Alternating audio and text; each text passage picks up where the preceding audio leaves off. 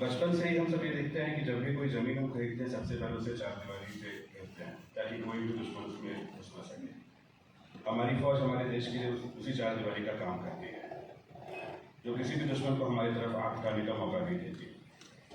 माननीय रक्षा राज्य मंत्री जी ने ईस्ट टेक की घोषणा रांची में कर इस देश के पूर्वी क्षेत्र की एमएसएमई को यह अवसर दिया है कि वो भी इस चारदीवारी में पीठ जोड़कर और उसे और मजबूत कर सकें तथा उसमें अपना योगदान दे सकें। हम उद्यमी सीमा पर बंदूक नहीं उठाते हैं, परंतु हम अपना योगदान इस देश की सुरक्षा और अर्थव्यवस्था को बढ़ावा देने के लिए उद्यम के माध्यम से जरूर करते हैं। ईस्ट टेक हमारे लिए कोई उद्योग मेला नहीं है। ईस्ट टेक हमारे लिए एक अवसर है।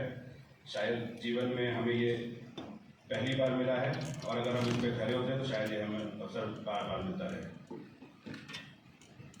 भारत नामक गाड़ी की ईस्ट में एक ऐसा पहिया है जो बाकी 3 पहियों से धीमे चल रहा है और अगर गाड़ी को तेजी से भगाना है तो इस पहिए को भी हमें बाकी के समकक्ष चलाना होगा।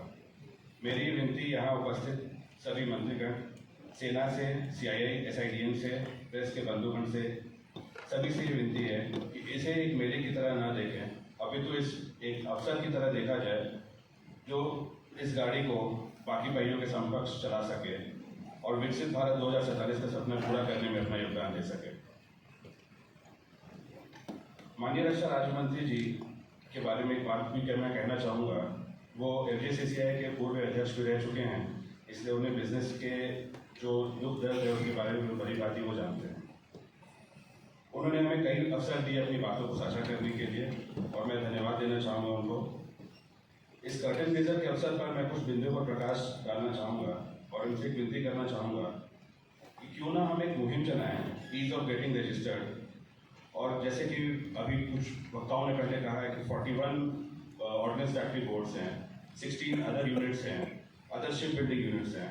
अगर हम सभी को एक कार्य सौंप दें, एक छोटा सा कार्य कि आपको 15 सितंबर तक ईस्ट इंडिया के MSME से कम 5 MSMEs को अपने साथ पंजीकृत करना है, जिससे कि ये होगा कि जो उनके वेंडर डेवलपमेंट सेल्स हैं उसमें वो हर ईस्ट जोन से कम 5 नए MSMEs को ऑनबोर्ड करा सकेंगे। और जब हम इस इवेंट में 19 सितंबर को इसकी ओपनिंग करेंगे तो हमारे पास कम से कम 100 ऐसे नए उद्यमी रहेंगे जो इसमें पंजीकृत रहेंगे। डिफेंस के होने वाले इंडस्ट्री आउटरीच प्रोग्राम में JCI एवं अन्य संगठनों को पार्टनर बनाया जाए ताकि हम अपने सदस्यों तक की जानकारी पहुंचा सकें और ज़्यादा से ज़्यादा उद्यमी एवं डिफेंस इससे लाभान्वित हो सके।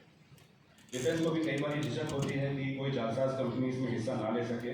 एसोसिएशंस की भागीदारी से काफ़ी हद तक इस उलझन को भी दूर किया जा सकता है। क्योंकि आज हम आत्मनिर्भरता की ओर तेजी से अग्रसर हैं, मैं यह भी विनती करना चाहूँगा कि जो भी सेना में इस्तेमाल होने वाले उपकरण हम विदेश से मंगवाते हैं उन सबका एक संग्रहालय उसकी कीमत तथा मात्रा के साथ प्रदर्शित किया जाए ताकि जब भी कोई उद्यमी कोई नया उद्यम चालू करना चाहे या कोई मौजूदा उद्यमी कोई नए उत्पाद की आकांक्षा करे तो वो उससे संदर्भ ले सके। इससे हम सीधे आयात होने वाले वस्तुओं पर ध्यान केंद्रित कर पाएंगे।